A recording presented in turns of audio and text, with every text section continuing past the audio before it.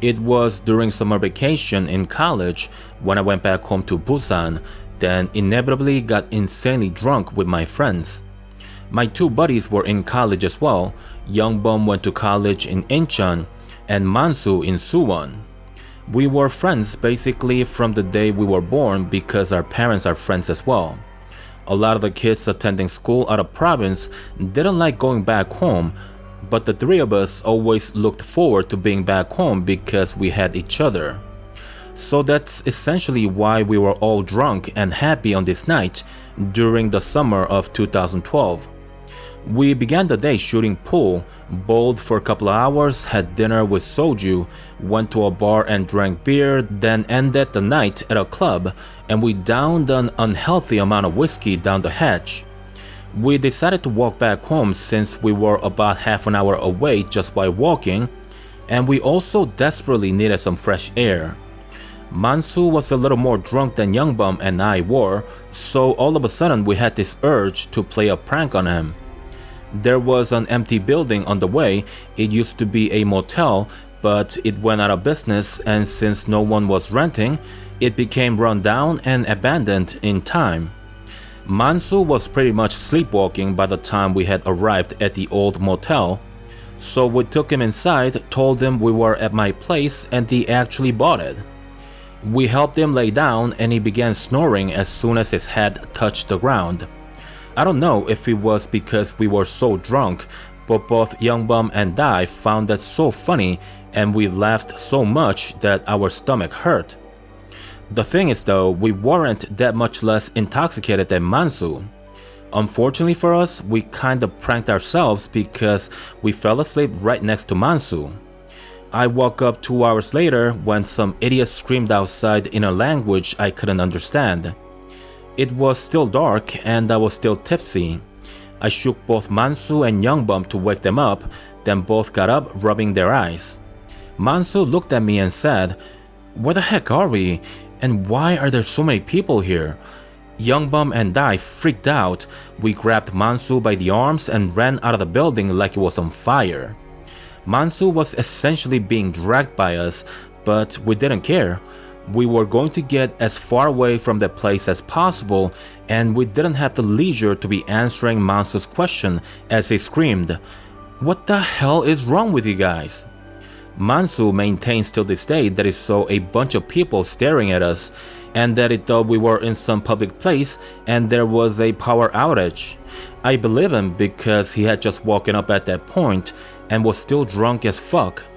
To think that he could instantly think of a way to prank us in that situation is absurd. But as for what he really saw that night, we'll never find out because we are never going back to that place ever again.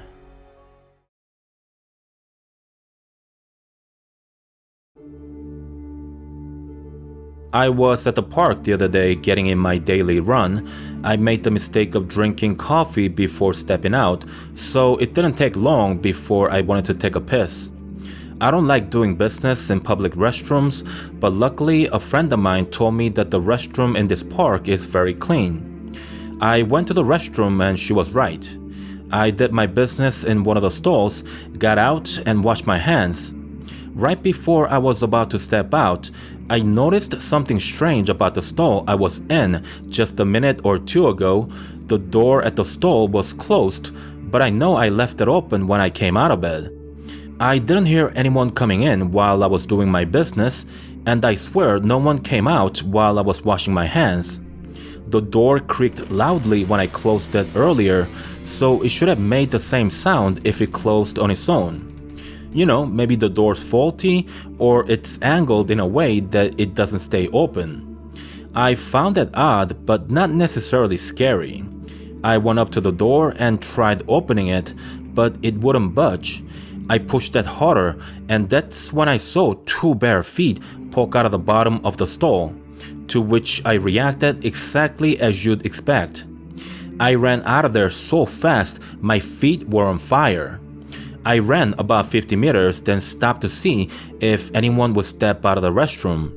I stood there waiting for 10 minutes, but no one came out. I know it's kind of evil, but I was hoping someone else would go in so I could see their reaction, but no one did. I continued to run at the park, but the restroom there, I keep my distance. If I ever get caught out there needing to do a number 1 or 2, I'll choose to do it in my pants rather than going back in there.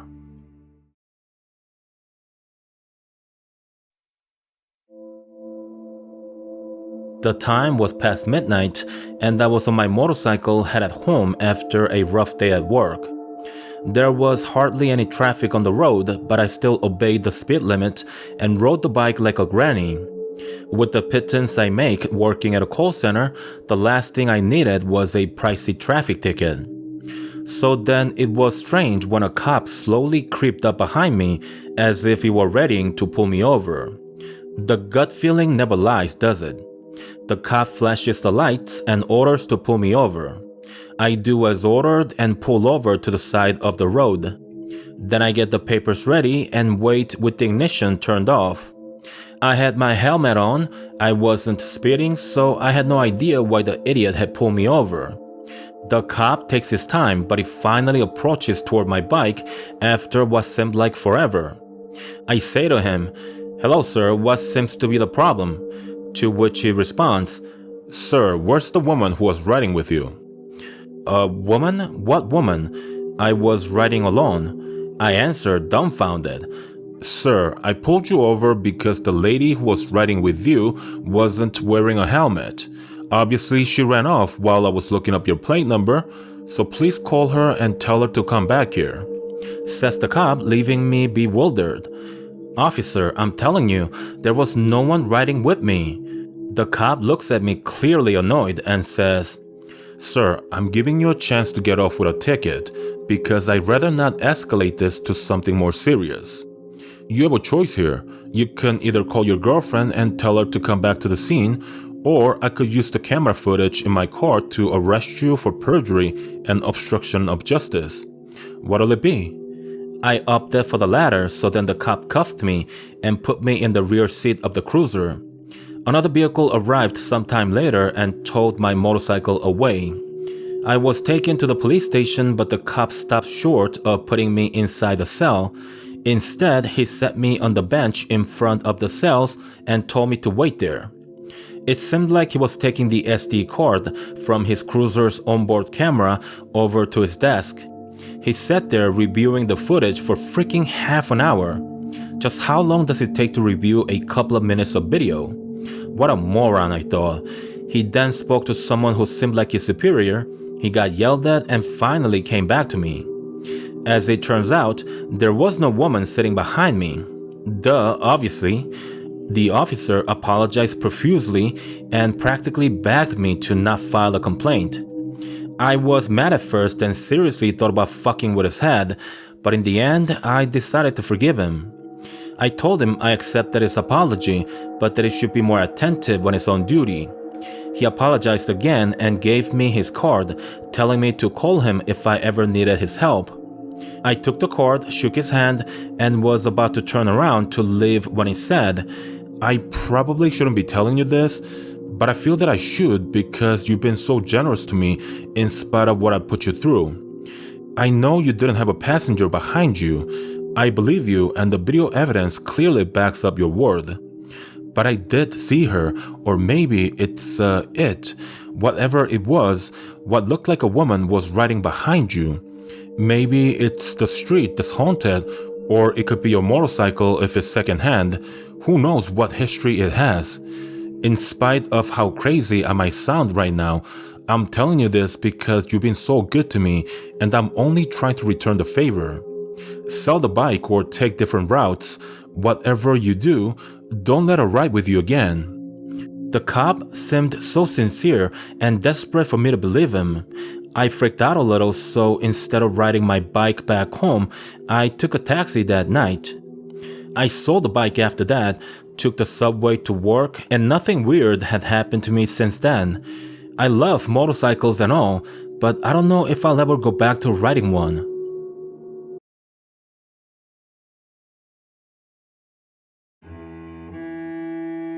Many years ago in my early 20s, there was a time when I wanted to end my life.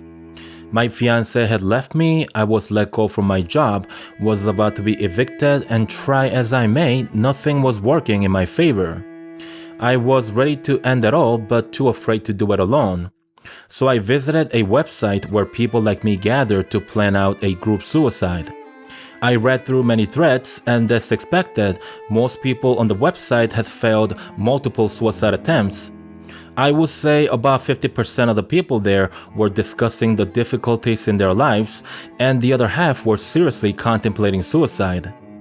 I joined a thread where there seemed to be a clear leader in the group. His name was Myung-sik, and one thing that really stood out about him was the way he spoke. His grammar was perfect, and he knew so much about the human anatomy. I later learned that he was a nurse, and his reason for wanting to end his life was the loss of his wife and son in a car accident. He told the group that he was sick of being alone in this life and that he was ready to join his family in the afterlife. The 8 of us continued talking for nearly 2 months when we finally set a date and time to carry out the group suicide. We were to meet at Namhan Mountain at night and carry out the suicide there.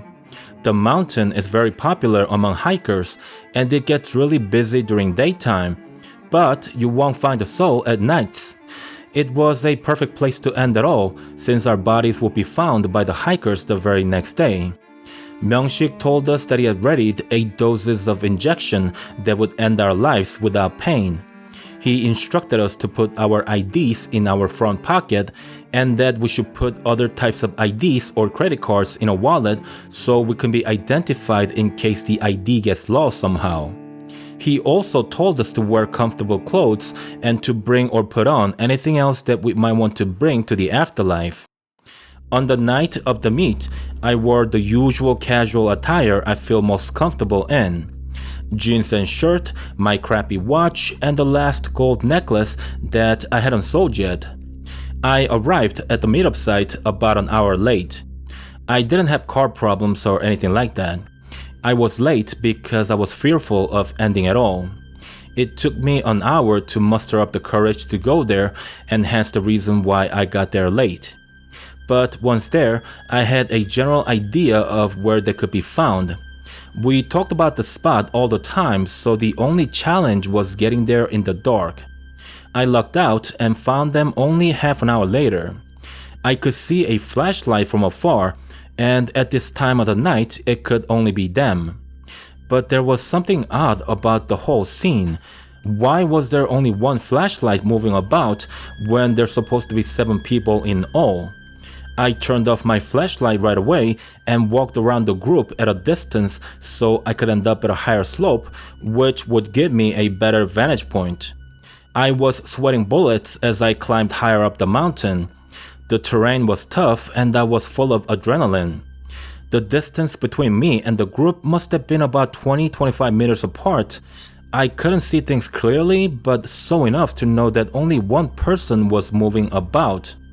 The flashlight shifted at random, and from moment to moment, I could tell there were bodies on the ground. From what I was seeing, I could deduce that either the entire group had committed suicide and by some crazy chance a complete stranger found them all dead, or one of them faked and watched the rest of them die. To me, the latter seemed far more plausible than some random passerby in the mountain coming across 7 dead bodies which are located far from the normal pathways the hikers take. I waited and observed for another 20 minutes. The man with the flashlight seemed to be done with whatever he was doing and left toward the base of the mountain. I contemplated for a while whether I should check the bodies or not, and in the end I decided that I had to see for myself just exactly what had happened. There were 6 bodies in total, 2 women and 4 men. The bodies were all naked, so obviously they had nothing on them. No IDs, wallets, purses, nothing.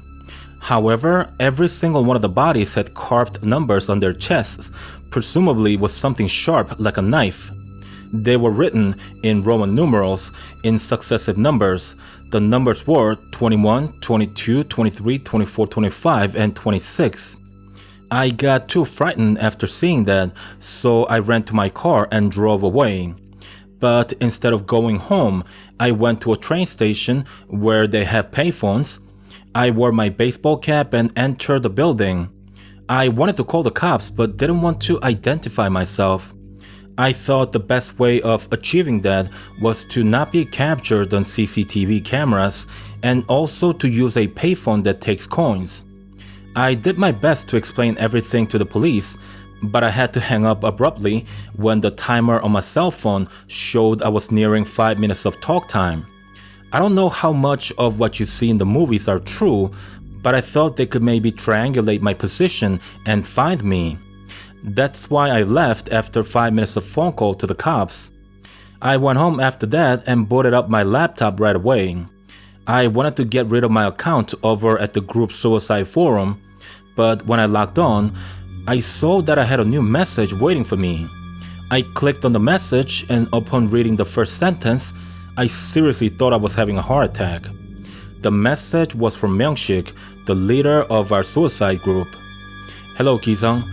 I know it may be a bit shocking to receive a message from me, seeing as how I'm not supposed to be alive by now. The thing is, it didn't feel right for all of us to do what we set out to do without you. We waited for you, and when you didn't show up, we all decided that we'd give you another chance. We're not mad at you, and we all understand why you backed out at the last minute. But we are here to help. We'll try it again and we'll do it together. You know what? We should meet up tonight. The 7 of us are still together, and all of us think you should come and meet us in person. Maybe we can share a drink before we say goodbye to this world. I'll wait for your reply, my friend. Talk to you soon. I could hardly breathe after finishing the message. I had never been so frightened in my life, and my heart pumped so hard that my left shoulder twitched as I labored to breathe. I should have called the cops right away, but I didn't.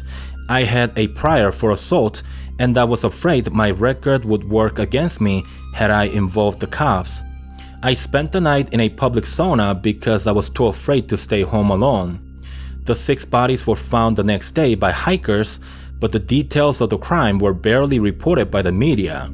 Like any news nowadays, it went forgotten within a day, and no one seemed to care much about it. I didn't go home for another 2 weeks, and when I did finally go, I was there to move out as quickly as I could and nothing more.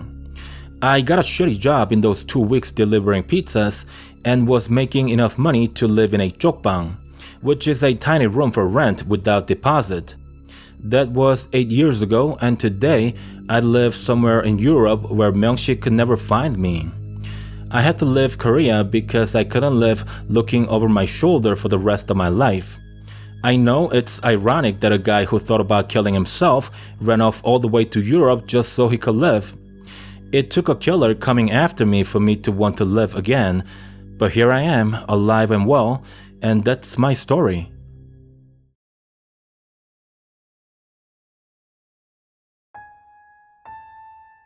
My brother works for the emergency rescue services in Akita Prefecture. He's been working as a rescue personnel from 1998 and took part in the mudslide rescue efforts that took place in 2002. This was rather a small incident that didn't garner much national interest, especially because it happened in a small town and on a road that's sparsely traveled by the locals and outsiders alike. I was told of this tragic incident from my brother, therefore starting from this point of the story, I'll tell it from his perspective. 10 in the morning, not long after I reported to work, we got a call about a mudslide that happened in a nearby town. We were at the scene in less than 10 minutes and found the road covered in dirt, rocks, and trees. A gentleman who escaped the mudslide by only a few seconds was waiting for us near the scene. In a panicked state, he told us that there were 2 cars under the pile of rocks and dirt.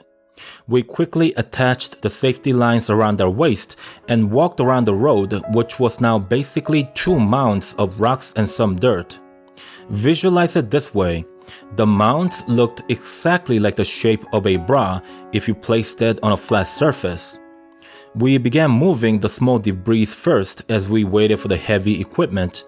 in order to remove the bigger rocks and boulders. I would say we began the rescue process for less than 10 minutes when we could hear a woman yelling for help. We shouted back as loudly as we could to keep her calm by letting her know that we were there to help.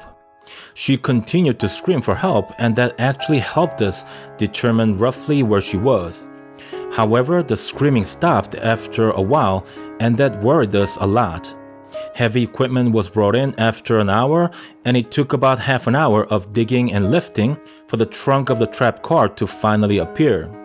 We carefully worked with the heavy equipment operator to remove the rest of the debris from the car, to which point we finally had access to the two victims inside. Unfortunately, the young man in the passenger seat was the only one still breathing. The older lady, who was the driver, seemed like her chest had been crushed by probably one of the larger rocks that landed on the car. There was no way of resuscitating her. It took us 2 days to remove all the debris from the site. The only car that was swept up by the mudslide was the vehicle from which we rescued the young man. Apparently, our eyewitness did see 2 cars in front of him, but only one of them was caught in the mudslide. It was good news for a change. About a week thereafter, we got the news that the rescued young man had regained consciousness and that he was expected to make full recovery. He was a college kid going home for summer vacation, and his mom had picked him up from school. Had they left the school only a bit earlier or later than they had, they would have survived. Imagine that. We are talking about maybe 5 seconds of time that could have changed the fate of the mother and son. But that's not the end of the story, because it gets a lot crazier than that. So apparently, according to the coroner, the mother died instantly during the mudslide when a large basketball-sized boulder crushed her chest. She couldn't have survived the impact with the boulder, so just who was screaming for help? I can tell you with absolute certainty that the voice belonged to a woman. This isn't just me. Everyone who was at the scene will attest to that. Could the coroner have been wrong? I highly doubt that. Or maybe it was the young man who sounded more female because he was screaming? But that sounds even more ridiculous. We had a passionate discussion about this between our colleagues, but it was cut short by our captain. He told us to respect the dead and left us saying, "The mother was looking out for the young man even after she passed away. It's a beautiful thing. Stop gossiping about it and get back to work." We did, and none of us spoke about it again at work. I drive through that patch of road on occasion, and every time I do wonder, was it really the mother? That is the end of this video, ladies and gents. I've got some good news for you, which I'm hoping will stay as good news going forward, unlike the translators whom I've hired in the past. So 2 things. I've hired a person who will do the narration, audio cleanup, and editing going forward. Not the video editing, I'm talking about only the audio editing. That'll shave off many hours of production time on my end. I've also hired a person to search for relevant images online, because that takes forever as well. I am in the process of searching for a good royalty-free stock image and video footage offerings. It looks like a good reputable online source will cost me anywhere from $1,000 to $2,000 per year. If I were to choose the DVD option, because some companies only offer them in physical format, it'll probably run up the bill to about $3,000. This all entails to a lot of investments, but they'll definitely speed up the video production and help me ramp up the number of videos I can publish with the limited time I've got on my hands. Officially, I'll be losing a good chunk of cash for every video I make, but I figure as the channel grows, the ad revenue I make from them will eventually offset the cost. If any of you have experience in video production, I would really appreciate it if you could give me some recommendation on where I can get quality stock image and video footage at reasonable cost. Most of the images I used are Googled, and only a fraction of them are bought from royalty-free image websites. They are tremendously expensive, so most of the traditional sources are not an option for me, seeing as how a 20-minute long video uses about 100 images. I heard some good things and also many bad things about Digital Juice. If any of you have experience with that company, please do let me know. Lastly, I've got to apologize to folks who submitted their stories about a month ago.